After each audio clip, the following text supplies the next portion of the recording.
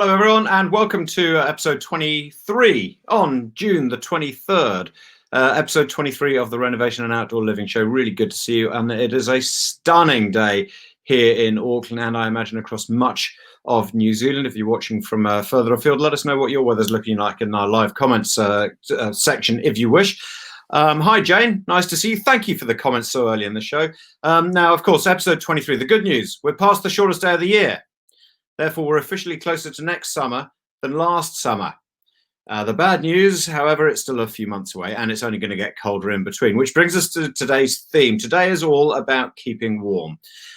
Before we get to that, I want to just recap Friday's show, which was all about paint, if you remember. We spoke to Jay Sharples from Resine, and Jay was telling us about how you can paint if you want to do exterior painting at this time of year.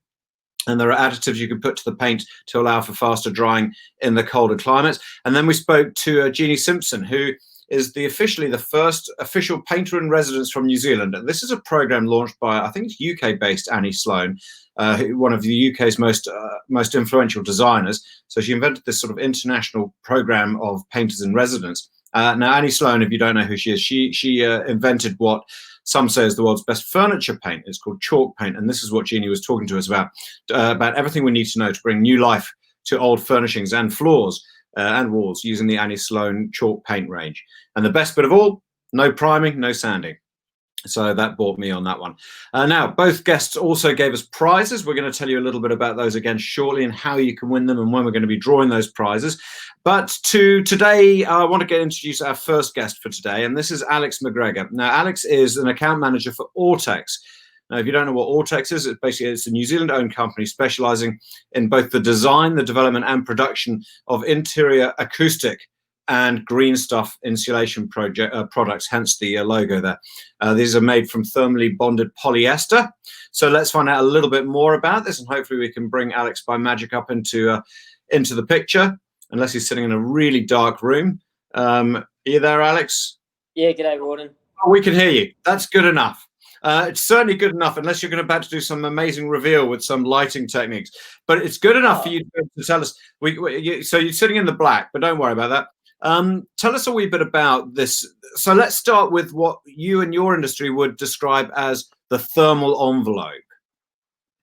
Yeah, so I guess the biggest thing to really understand around the performance of your home thermally is to understand that the whole house needs to perform essentially as an envelope. So you need to take into account all facets of your exterior building. So when we talk to architects around design, it's often the last thing that comes into consent as well, yet it's one of the most important things to create an environment within the house that is really enjoyable all months of the year. It's not just now in winter when it's going to be cold, it's also in the summer to try and keep the heat out. So it's treating the whole home. It's the exterior walls, it's the underfloor, it's the ceiling, and trying to mitigate the change in temperatures between the outside and the inside of the house.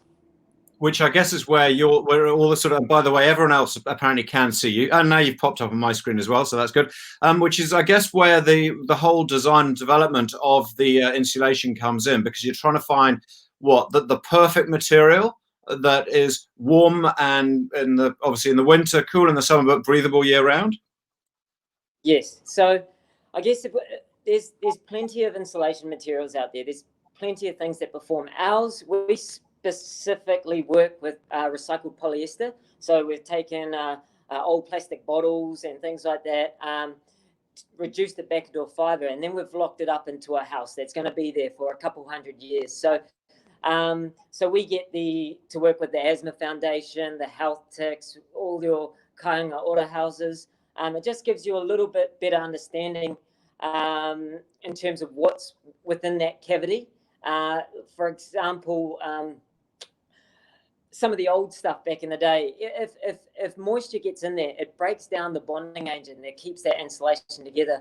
And what that does is it starts to create holes and gaps that allows heat to transfer. So the biggest thing there is decreasing the performance of your insulation in your home. So polyester is going to be 100% bonded to each other. It's not going to be able to be broken down, and it's healthy for all those within the house. Now, when you talk about something breaking down or gaps or whatever, this comes into what you would describe as thermal. Maybe it isn't thermal bridging. Okay, because thermal bridging, I know it's something we were trying to avoid. Is that something which happens more likely with other products which do break down? Thermal bridging itself is actually in by nature in the design of the house. So, for example, in your exterior walls, when you're designing a house, whether it be with your architects or you're doing it with your builder, heat is always going to take the path of least resistance. And if there's insulation in the walls between the studs, then it's going to go out where the studs are. It's going to go through that timber easier than it would the insulation. The same goes in the ceiling. Between your trusses and the roof, it's going to get through that wood a lot easier than it would the insulation. So to mitigate that, that's best practice. That's what I'm saying. You can mitigate that heat loss by doing double layer insulation in the exterior walls. That's adding a cross beam batten that cuts out 90%. So you're double layering it. You're having insulation up and down like that, and then you're also having a batten on the front where other insulation will double line that to stop heat going through all that timber you see there in that image. Well, that's it. So it's like it is literally a double layer, but so that's way above what we would describe as minimum standard in New Zealand. I mean, but we're getting quite good at this, but are our standards still not really high enough? I guess the issue isn't around this. We can meet minimum requirements really easy and really cheaply. What you don't get from minimum standards is the long-term effects. You don't get a year-long control of your temperature within the house, and that leads to overall savings with heat pumps, cooling in the summer, just the health benefits of being in a place that stays in one temperature throughout the year is huge for those that within it, whether it be a home or an office, all the way through to the schools that we send our kids to. We should always be trying to aim for best practice because in the long run, it always pays off. And this idea of double layering would be your best practice for as far as you guys are concerned. What about glass? Because you can't double layer over your glass. Although having said that, we have talked quite a lot on this show about amazing thermal products which people are now putting in glass. I mean, so has that been a bit of a revolution as well? Yeah, so part of my job is I work with the architects for the H1 compliance. So every house needs an H1 compliance. It's usually the last thing that comes under, and it's a clause that states that this house performs thermally to standard. Now, glazing is the biggest, is the one that will affect your H1 calculation the most. And people like Altus and all those guys are really clever with their new thermally broken glazing suites. So if you can, the minimum you need is double glazing. If you can go further, if you can go triple glazing, fill it with argon gas, if you can thermally break your windows, the overall performance of your house actually improves greatly. And you don't need everything else in the house to be performing so high, because especially those that are building houses down, on the coastline, they want their full glazing to look at the beautiful coastline of Piha or something like that. If you can improve the performance of that glazing, your house won't have to try so hard to meet that standard. Yeah. Tell me what you were talking about, how, if you get that constant temperature the whole year round, you're going to get savings in other areas, be it the cooling or the heating processes. Has it become viable? Has the balance been reached where it is viable on spending money on a really good product like you guys make and on double layering it versus the cheap, quick alternative? Has the price point got to the right place for it to be a sort of a mass market appeal now? Yeah, it's a really good question, because to be honest, the overall costing of installation doesn't actually meet that. And insulation is 1% of your build. If you're designing a house, insulation is 1% of your build. So the ongoing costs on top of that is what you're comparing it against. So it's quite easy when you look at it as a startup cost, and if you're only turning 1% into 1.5% of your total build, then it's actually not that much of a cost at startup compared to ongoing costs of heating. Yeah, that's really interesting. And if you're doing a big renovation project, of course, it's a no-brainer to take advantage of that stage and putting it in. Very quickly, you talked about how your products are like there's broken down bottles and that sort of thing. So how eco-friendly? I mean, obviously, it's stopping it going into landfill, but is it pretty eco-friendly as on a scale?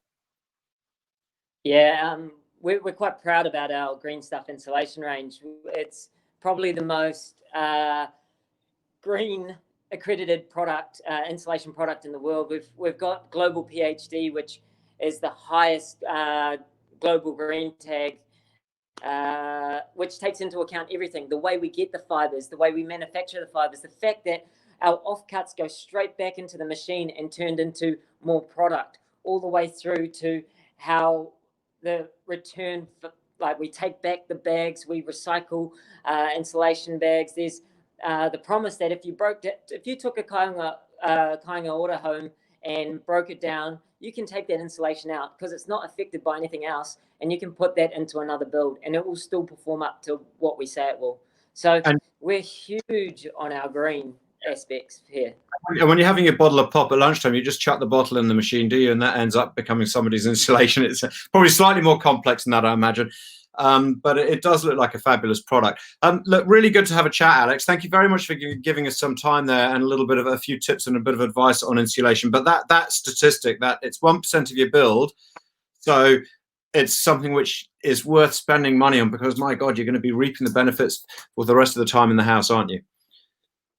Yeah, Absolutely. And it's a conversation you need to have with your architect or your designer, and just say the overall performance of this house thermally is a really big focus point. It's more than 1% of your spend. It's where you're going to spend a lot of your day. And a lot of these things are going to end up coming back on you in resale value as well. You know, we always talk about the kitchens and the bathrooms and the outdoors, but I think the eco side of a house is going to be becoming more and more increasingly attractive to future buyers. Good to see you. Thank you very much. That is Alex McGregor there from Ortex. Do check out the website if you've got time to. Now, before we introduce our next guest, I just very quickly want to run through the prizes, which we talked about on Friday. So the first prize was from Rosine, and they gave us a $100 voucher and a litre tin of M&Ms. There it is. Now, you can have them both if you can tell us how many M&Ms you think could be in this can. On Friday, someone just Googled the answer within about 5 seconds and gave us the answer. So you can watch the show back or Google it yourself. But you've got to be creative. And we'll draw a name out of the hat to see who wants to. And we'll probably try and do that. Well, we'll do one of these prizes on Friday. We'll do one next week. We might do the Rosine one on Friday. So how many M&Ms do you think could be in the can?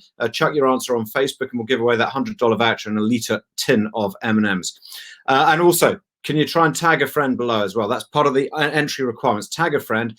Now, prize 2, here it is. You can see it, $300 voucher of Annie Sloan products. This is this chalk paint series, which you can use on furniture and floors and walls, etc., to get into upcycling and renovating your home and your furniture. So $300 worth of that. We'll give that away next Tuesday again. So to enter this, tell us what you would renew in your home with an Annie Sloan paint, and then tag in a friend. And tell us who that is below. So and tell us your answer below. So those are our prizes. We'll give those away Friday and Tuesday next week. Now, we talked about how you can stay warm inside, but often we also try and talk about how we can stay warm outside. And what's better than slipping in on a cold day like today to a nice warm spa. So we've got Charles George as our second guest today from Colonial Hot Tubs. Now, this is a family-owned Kiwi company. They're the market leaders in quality, the wine barrel-shaped Canadian cedar hot tubs, and they do a whole range of different sizes. You can have them bespoke to a particular design, or they also do a plug-and-play model that is sort of all-in-one and it can just be dropped into most places and plugged in. So and Charles joins us now from you're in your Auckland warehouse there, Charles. Look, this is really weird because we've had a conversation this week. I kid you not, in the last 2 days, and it's been the kids onto my back saying, get a spa, right?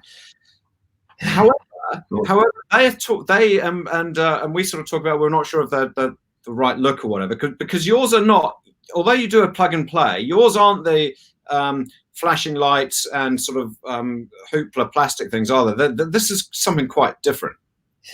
Yeah, absolutely. We can do whatever you like, really, but the majority of our customers are just after a hot water, wood, and a really nice natural feeling tub. So yeah, we can add all of the plastic bits, but we prefer to keep it as simple if we can.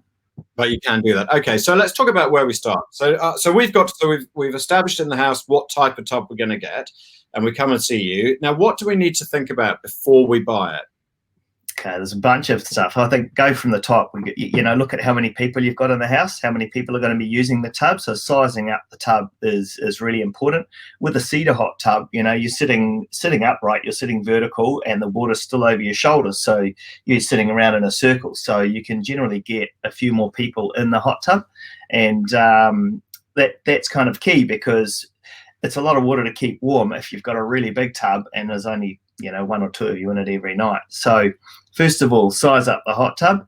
Secondly, where you're going to put it. So it's pretty common knowledge when if the tub's down the back of the garden, you're going to use it less. So the easier it is to get to, the more you're going to use it. That's a really big one. The environmental impact of the hot tub. So, they all have pumps. We have access to really quiet pumps. So, you can barely hear the tubs when they're working, if you want to, or if it's not such a big deal, we can put stronger jets on, bigger pumps and things like that. Also, how you heat your tub.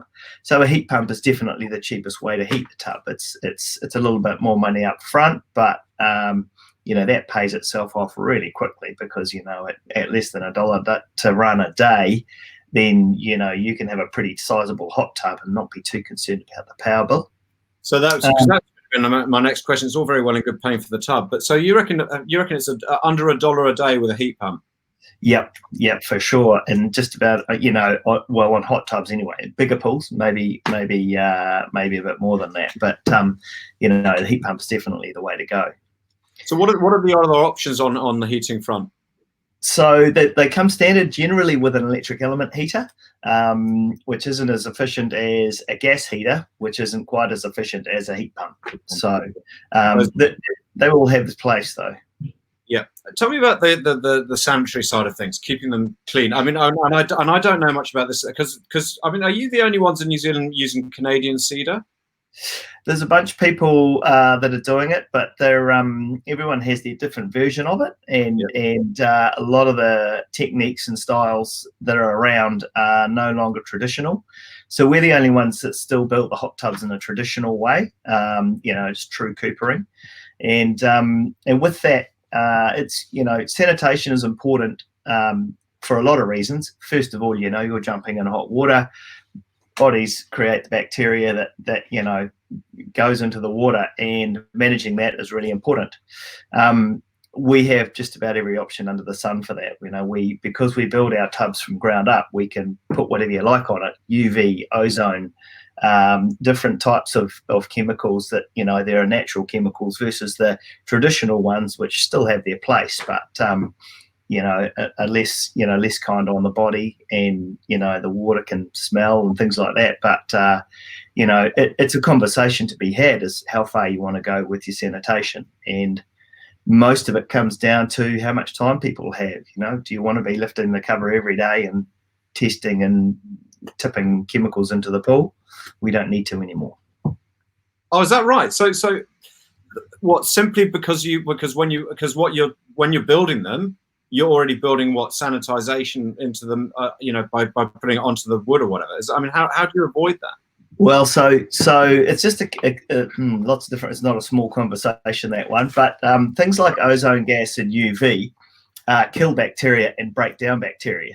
So it's one thing to kill the bacteria in the water, but you've also got to stop that or break that bacteria down, get rid of it completely. And ozone is one method of doing that, which makes the water last longer, and it's not 100% cure on its own. It needs to be coupled with something else, and so there's lots of different ways of doing that too. Look, I'm looking at some of these pictures. They're stunning pictures. They're absolutely beautiful pictures. But there's one thing which strikes me is that often you're putting these into a really difficult to access part of your plot. So, I mean, but you still build everything on site, don't you, in the workshop? So, sorry, Yeah. workshop. And then I see. Look at this one here. It's if we're zooming in there, we just zoomed in a little bit. There is the hot tub right in the middle of the screen. Is that up on the like the first floor? Oh, that's you craning it in, is it? That's the crane. Yeah. Yep, that's a high with a 32-meter reach boom and lifting it over a house. And a lot of these places, in central town have, small driveways or lots of power lines. But, we're pretty good at getting them into places now, and we can even build them on site if necessary. So if you've got a tight backyard we can't get into, we can bring everything in, build it, and it's done. That's outstanding. Look at that. Have you got a forklift license, or do you get the professionals in to do that sort of a job? Yeah, no, that was the customer's preference. That one, we just go along for the ride on some of these things. Tell me, the Fencing Act. Of course, it's pretty strict nowadays, but not all hot tubs need it.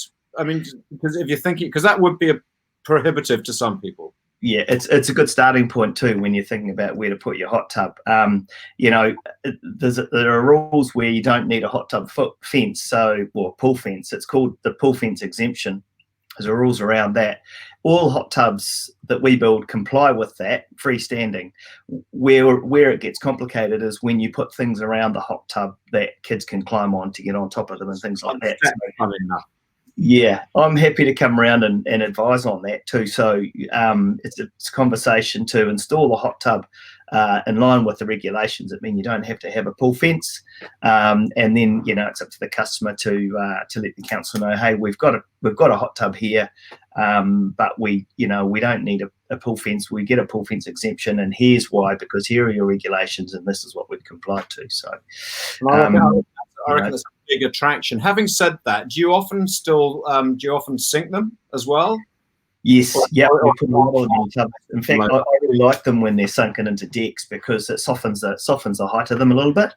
So there's a particular height that we need to get the tubs out of the deck for them to comply with the pool fence exemption. And with that, there's lots of different ways to get in: a single step or a removable ladder. Things that help to have the tub, make the tub comply. But yeah, sinking them in a deck is definitely a nice way to go.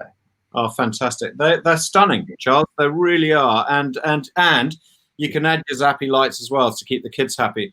Although my answer to the sanitary issue is just not to let teenagers into it. Yeah. Surprisingly, you're quite you're joined by a lot of people there on that one. No doubt. Hey, really good to have a chat. Thank you very much. That's Charles George there from Colonial Hot Tubs. And I think we saw your website along the bottom of the screen there as well. Oh, very quickly, price range. Where can you start? Okay, so, just over $11,000, and they go up. The top plug and play, the 6-footer, which is common, is around 16,000. But it varies so much depending on what you want. Those are the base models. So if you could set aside about 10 grand to between 10 and 18, then you're going to be happy. That's right. Yeah, the prices are on the website. You've got a hot tub builder. You can add all the bits and pieces, and the price will drop out. Awesome. Fantastic. Great. Good to have a chat. Thanks very much for that. So that is Charles George there from Colonial Hot Tubs, and what a good time of year to be planning it. So talk to your renovator, talk to your zones, your landscapers, and get them to have a word with Charles about how to incorporate a hot tub into the design. Now, so it's time for our top 10. So on Friday, what did we do on Friday? I can't remember. Oh, top 10 things people are buying more of now, and it was just booze, condoms, dips, and pate. For some reason, was the number one item. Anyway, today's top 10: the 10 weirdest unofficial national days. And I have no idea who actually sits down and decides to come up with these things. Number 10, the 10th weirdest unofficial national day is National Walk Around Things Day. Number 9, that's in April the 4th. Number 9, National Lumpy Rug Day, May the 3rd. Number 8, National Do a Grouch a Favour Day, February the 16th. Number 7, this is just ridiculous, National Ampersand Day. And if you're not sure what an ampersand is, those are ampersands, the little and signs. That's on September the 8th. Number 6 in the list, National Step in a Puddle and Splash Your Friends Day.